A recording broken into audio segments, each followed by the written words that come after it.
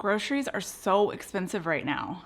Almost $2 for a tiny yogurt? And this one doesn't even taste that good. If you miss yogurt on a low-carb diet but don't want to settle on those overpriced mediocre brands that you get at the store, just make your own. You can make creamy yogurt for a fraction of the price using just 3 ingredients. But the best part is you can make any flavor imaginable. Peach, lemon, whatever. You will need an Instant Pot to make your own homemade yogurt, and preferably one with the yogurt button because it does a lot of the work for you. But if you're like me and you don't have the model of Instant Pot that has the yogurt button, don't worry, you can still make yogurt. Start by pouring 32 ounces of ultra-filtered, ultra-pasteurized milk into your Instant Pot liner. Fairlife is the only brand of ultra-filtered milk that I know of. It's a milk that has been filtered, so it removes the majority of the sugars and lactose while keeping the protein. You can see 1 cup has 6 grams of carbs in it versus regular whole milk, which has about 12 grams of carbs. For ultra creamy yogurt, you do want to use whole milk. Not only does this create a thicker yogurt than skim milk does, but it's ideal for a low carb diet because you're getting more fats and less carbs compared to skim. Many traditional yogurts like Yoplait are made with skim milk, so they're very high in sugars. To get around this, we add a high-fat, very low-carb milk, which is 32 ounces of heavy whipping cream. And I'm sure if you wanted to, you can make a yogurt using all heavy cream, and you'll get more fat and lower carbs with that recipe.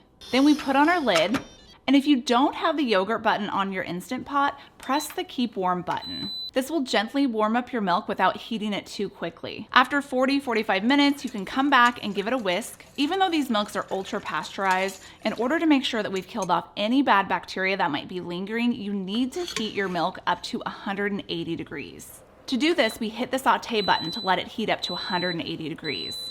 If you have the yogurt button on your Instant Pot, you're lucky because you don't have to do any of those steps. Your Instant Pot does it for you. Just press the yogurt button, then adjust to boil or high, depending on your model, and the Instant Pot will slowly heat the milk to 180 degrees within 30 minutes. Now that it's at 180 degrees, or if you have the model with the yogurt button, it will read yoked, which is slang in Instant Pot for yogurt. Lift out your liner, and you may want to use a towel or hot pads just in case it's hot. This needs to cool on the counter until it reaches 110-112 degrees, which may take around an hour. To speed that up, you could put your liner in an ice bath and then stir it occasionally, but make sure the temperature of your milk mixture doesn't dip below 110 degrees, otherwise your cultures aren't going to grow, and you will have wasted your time just to get thinned out heavy whipping cream. If you want optimal creamy yogurt texture, scoop off any of the film that forms on top. I didn't, I just kind of mixed it right back in.